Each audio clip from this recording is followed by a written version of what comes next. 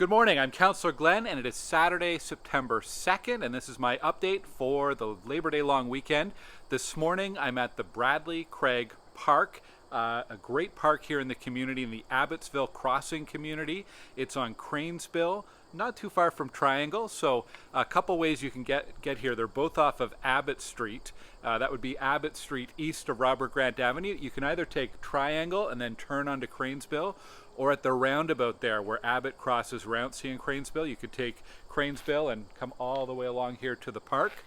It's a really nice park. You can see the big tractor behind me. I know that's a popular feature. There's also a splash pad, some swings, play structure, a basketball court with 2 basketball nets, and a big field that's going to be used for soccer and other sports as well. So a really nice park. I'll tell you why I'm here in just a moment, so stay tuned for that.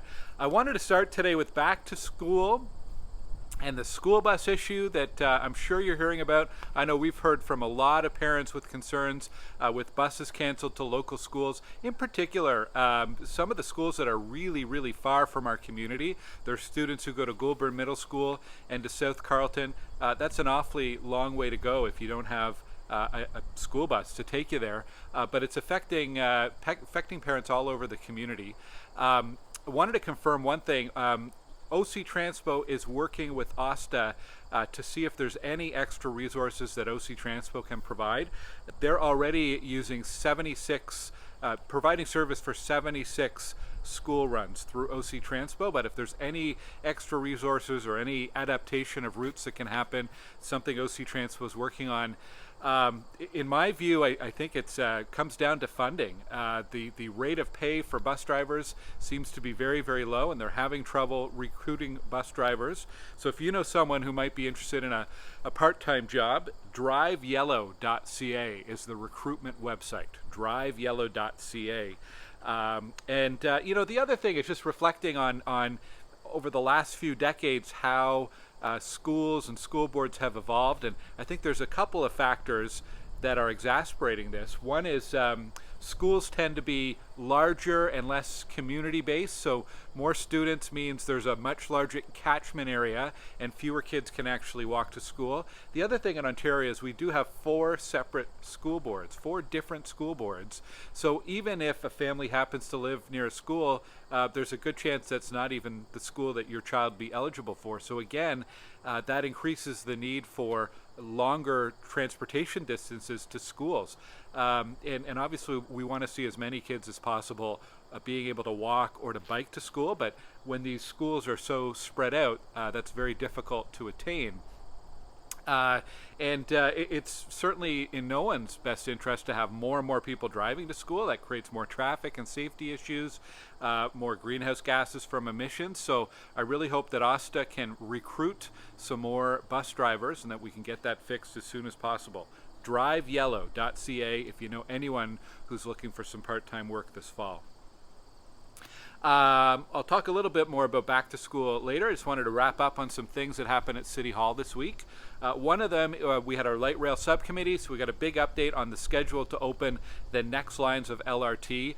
If you're someone who wants to use the train to get to Carleton U, or you're looking forward to taking the train to the airport or to the south end, the latest schedule is those are likely to open to the public later this fall, November, December timeline, but there's a lot of testing, trial running, that still needs to be done, so there's no firm date for that, but we're getting updates every month on how that's proceeding.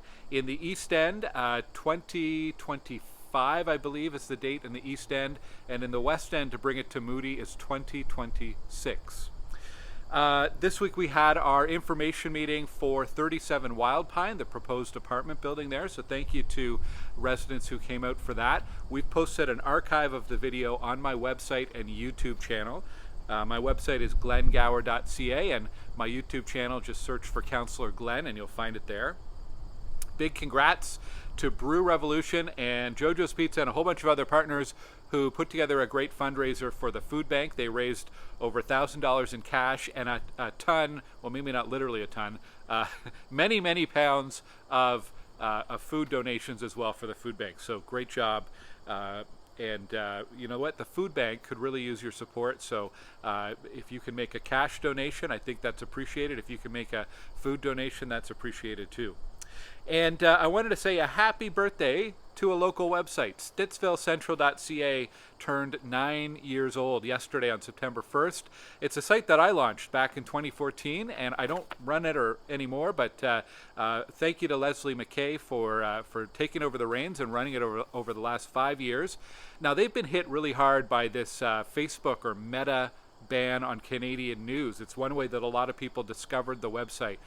So if you can, go visit StittsvilleCentral.ca and look for where you can subscribe to their weekly email newsletter and stay up to date. They do a great job covering the local community, events and people and businesses and local issues as well. So support local news. On my website, glengower.ca. We post information almost every single day, so I hope you're checking that out on a regular basis. Just to the west of me here is Minto's Abbott's Run community, or the future community. It's a big field right now. They're going to be starting up with more intense construction over the next few weeks, so we have some information on my website about the expected construction impacts, as well as an update on Robert Grant Avenue. So there was some work that began last fall, and there's been some ongoing site preparation, but the real heavy lifting on Robert Grant Avenue will also be starting in the coming weeks. So you'll see some more intense activity there, connecting Robert Grant from Abbott to Hazeldean. Now, the projected finish date has been moved into 2025, which is not good news, but obviously hoping to get that moving as quickly as possible. It is a very, very important transportation link in our community. There's information about Livery Street near Bobolink. There's going to be a very short closure the week of September 11th between Ginseng and Bobolink, so check that out if you live in the area for the impacts there. Local traffic will still be able to access. This week, the city started some repairs on the Trans-Canada Trail Lookout. There were some safety issues there and discovered it was a little bit worse than they expected. So they're going to have to go back next week and finish that work. But I think it'll be taped off. I haven't seen it myself, but please respect that and avoid that lookout. But it will be fixed next week, which is good. Fall cleaning the Capitol continues, so thank you to all the residents who have signed up so far to help take care of a park and clean it up. You can get together your family or group of neighbors or your class at school, maybe a business or community group, and you can go and adopt a park. Maybe this one would be a good one. I see a little bit of garbage that's blown over with the windy, breezy day. Anyhow, sign up at Ottawa.ca for cleaning the Capitol. And also on my website is an updated multicultural calendar for the month of September. We highlight important cultural, religious events, multicultural commemoration days, and so on. And check that out to learn about what's being celebrated in the community. Coming up this week at City Hall, it's going to be a busy week all week. We have a report coming on Tuesday at the Finance Committee about the Pretty Street Community Center. That's at 2 Pretty Street. And city staff are recommending that the property be declared surplus. The building is in awful shape. There's a mold problem in the basement, and the remediation cost and so on is quite high. No groups have used that facility in quite some time. They've been moved to other facilities. And we want to use proceeds from that sale to put towards another project, which is the eventual renovation and rehabilitation of the old fire hall in Stittsville, where the food bank is now located. And there's an opportunity there to create a community hub with the food bank, perhaps with some affordable housing, perhaps with some community spaces. It's a pretty exciting opportunity. It's still very, very early in the planning stages, but part of that would be we would need the funding for it, and so this is a source of funding. Now, if the Pretty Street Community Center were to be declared surplus, the city would be looking for a buyer. It would be redeveloped as residential as per the zoning there. It's still, no details on what that would look like, too early in the process, but there would be a minimum amount of affordable housing, below market rent housing, that would be a condition of that sale. I'll share some more info about that on my website this week. Also at the Finance Committee, there's a recommendation from city staff to buy an old Catholic seminary on Kilbourne Avenue in Alta Vista to be converted as supportive housing, which I think is a great idea. Supportive housing is kind of a transitionary step to give folks who maybe aren't quite ready to live on their own independently some more support, wraparound support. It could be people with disabilities. It could be people who are recovering from addiction or mental health issues. So lots of people who require this supportive housing. And there are a number of projects around the city where this is being done, and this would be another major one and much needed. You know, when you're looking at some of the issues we're seeing around homelessness and health and poverty, this is a really important initiative. And also at that finance meeting on Tuesday, we're going to be taking the first step in our 2024 budget process by establishing the budget directions. Basically, these are our high-level instructions to staff to put together a draft budget, which we'll then receive in November. So busy day on Tuesday at City Hall. Then on Wednesday, we have our planning committee and lots of applications across the city. Some updates on updating some zoning bylaw to address changes in the provincial government's Bill 23 that allow up to 3 units per lot. So lots to unpack there. It'll be a busy meeting on Wednesday. On Thursday, this is why I'm here today, actually, to remind folks about Thursday, 3 p.m. I'm really looking forward to this. It will be the commemorative naming ceremony for Bradley Craig Park. This is the park where I am now. The Bradley Craig family farmed this area for many, many years. You may be familiar with the Bradley Craig Farm, the old farmhouse and red barn on Hazeldean Road.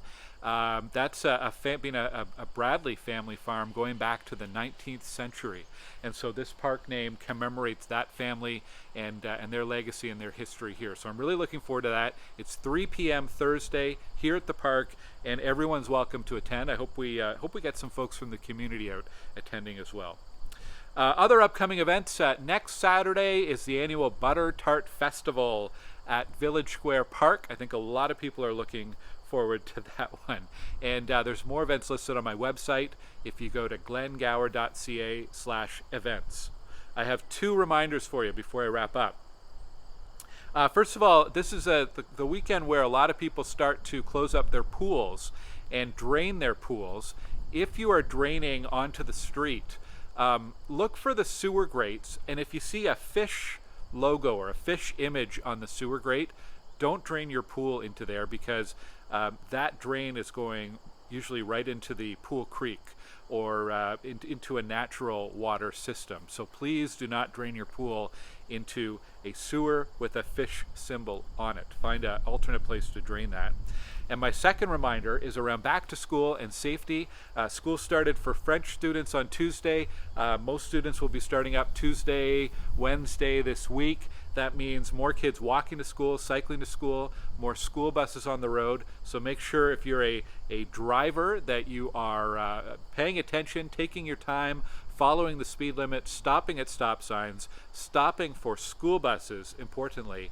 And if you have to drive and you're going near a school around school time, maybe leave 15 minutes earlier or 15 minutes later and just avoid that school zone altogether during the busiest drop-off and pickup times. The fewer cars and vehicles we have near schools, the better.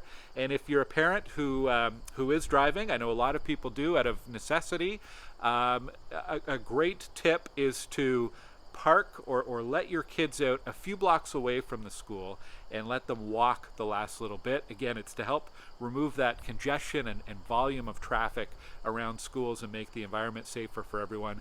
A particular welcome and good luck to all the students at St. Bernadette. It's the new English Catholic school opening on Cope Street on Tuesday, so a very exciting day for them. All right, that's it for me. Thank you very much for watching this morning. Have a great Labor Day weekend, and we'll see you here next week. Take care.